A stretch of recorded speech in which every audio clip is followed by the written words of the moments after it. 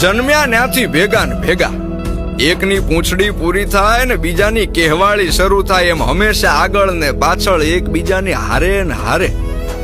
જો ગીર અયોધ્યા હોય તો જય અને વીરુ, ત્યાંના રામ ને લક્ષ્મણ. આ જોડી માત્ર જંગલ જ નહીં પણ પ્રવાસીઓના દિલ જીતે એવી હતી. આ નરસિંહોની સરકાર હતી અને જંગલનો ખૂણે ખૂણો એનો સાક્ષી હતો.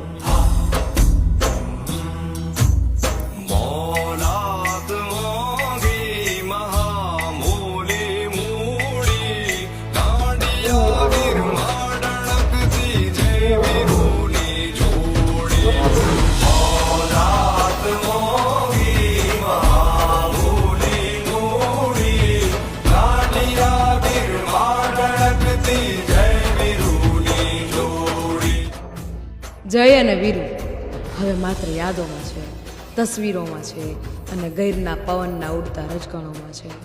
જેમની ગર્જનાએ જંગલને જગાડ્યું, આજે એ બંનેના ગર્ભભર્યા જોઈ લોકો યાદ કરી રહ્યા છે. એના બચ્ચા, એમને છોડેલા ચિહ્નો આજે પણ એક આશાની જેમ હૂંફ આપી જાય છે. જંગલનું રાજ કોઈ દી ખાલી નથી થતું, પણ કેટલી ગાથાઓ એવી હોય છે ને જે રાજા નહીં પણ દંતકથાઓ બની જાય છે. અને જય અને વીરુ એ જ દંતકથા છે.